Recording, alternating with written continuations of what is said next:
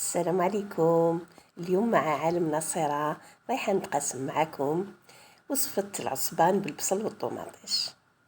هنايا بديت بسم الله، بعد ما نقيت الدوارة غسلتها مليح بالخل، يعني نصفوها مليح نكرطوها ونديروها تقطر.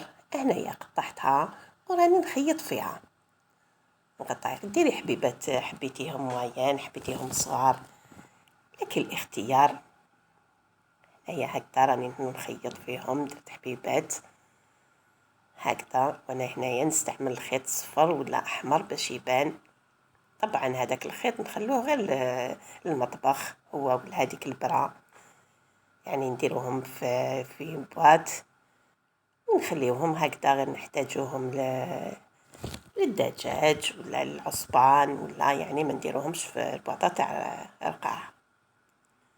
هكذا نكمل انايا نخيط. هيا نخيط معاكم حبيبه.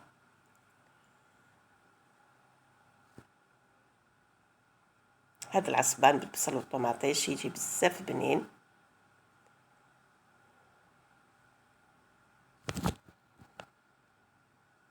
كمل نخيطهم كامل. وهنايا كنت قطعت هذيك الرية، هذاك المصارن، يعني شوية تاع الشحم، يعني العصبان يحب الشحم. وهنايا نضيف له لحم مرحي، هذه على طريقتي، نضيف لحم مرحي. كما نقدروا نضيفوا كبده، نقدروا نضيفوا القلب، لكن الاختيار. يعني انا درتو نديرو هكذا بالكبده والقلب، وديرو هكذا باللحم مرحي مع هذيك الريه.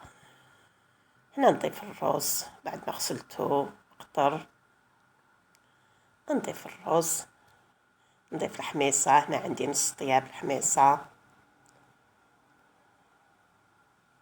نضيف حبه بصل تكون كبيره مليحه، قطعها هكذا قطع صغيره. وهنا عندي الحشيش، عندي القزبر والنعناع، كميه مليحه تاع القزبر، يعني ضعف النعناع نضيفها. نضيف الملح، توابل، وحنا واش نحتاج توابل: ملح، فلفل اسود، قرفه، وبابريكا، فلفل احمر. هذا واش نحتاجو في العصبان.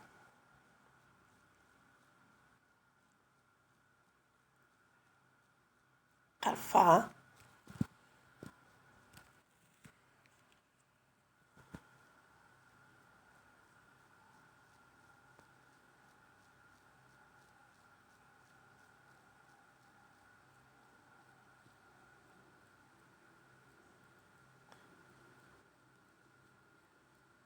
اللي يحب الحار يزيد يضيف الحار.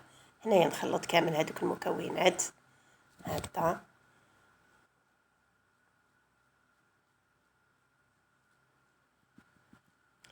وهنا نجيب هذوك حبيبات تاع العصبة اللي خيطتهم، هذيك دوارة هكذا نعمرهم.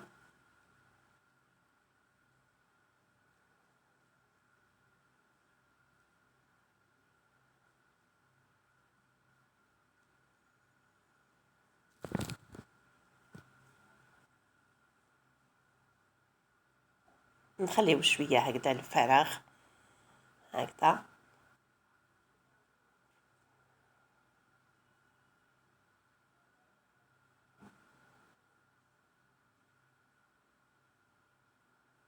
كاين عدة وصفات تاع العصبان نديروه، يعني نديروه بالرشطة، نديروه بالجلبانة، نديروه هكذاك بالقرعة، نديروه بالدرسة، يعني عدة وصفات. إن شاء الله في المستقبل نتقاسم معكم الوصفات.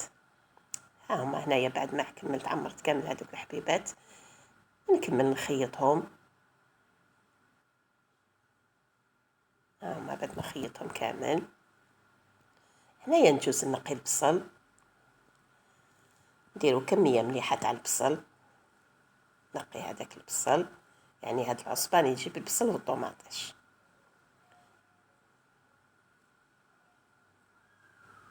ونقطعو شرائح هذاك البصل، نقطعو كامل شرائح.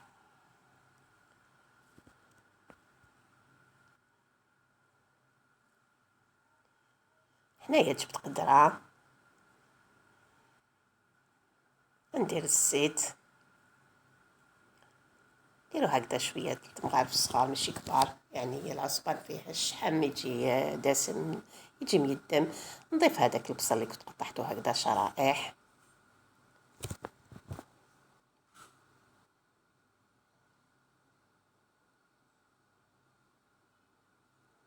نضيف هذوك الحبيبات تاع العصبان،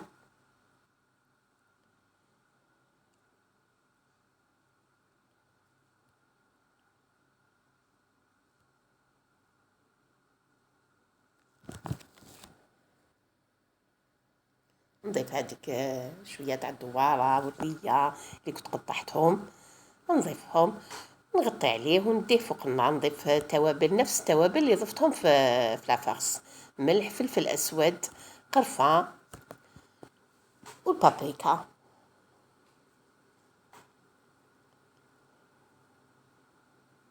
ما نضيفوش بزاف القرفه.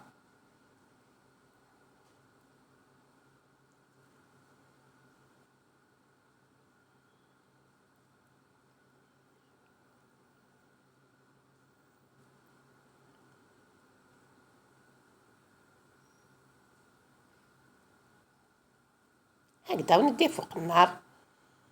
شوفوا هنايا طوماطيش، هذيك طماطم تكون طيبه مليح حمراء، نقيها ونقطعها قطع صغيره. هي بعد ما نقيتها قطعتها. شوفوا هذيك البصل طلق الماء تاعو. يعني هذا العصبان تقدري تخليه يطيب كي يكون الدواره طريه، تخليه يطيب غير في البصل والطوماطيش. لكن انا هاد الدواره شويه يعني ماشي طريه بزاف، يعني ضفت لها شويه تاع الماء، هذا ما كان. هكذا بعد ما تقلى هذاك البصل شويه، نضيف هذيك طماطيش.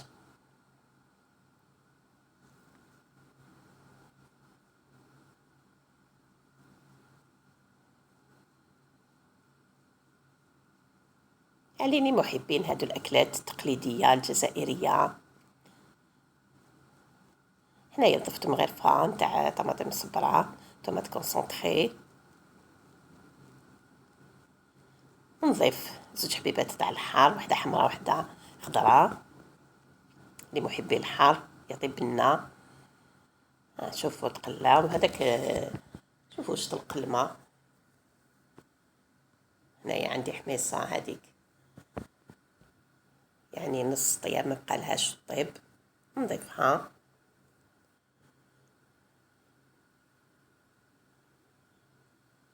نضيف قليل من الماء كما ذكرت، يعني كي تكون طريه ما نضيف لهاش الماء، لكن هذه شويه يعني ما حبتش طيب.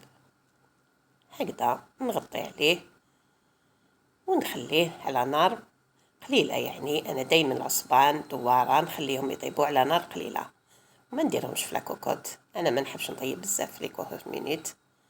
هكذا يعني طبقنا التقليديه نحب نطيبها هكذا على نار قليله. هكذا نخليه حتى يتشرب كامل هذاك الماء، هذيك المرقه، ويتجمر العصبان تاعنا. شوفوا، ونشوفوه في طبق تقديم ما بقالوش.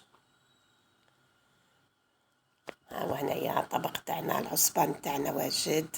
شوفوا كيفاش يجي من الداخل، يجي بزاف بنين، يعني بالحشاوش باللحم مرحي.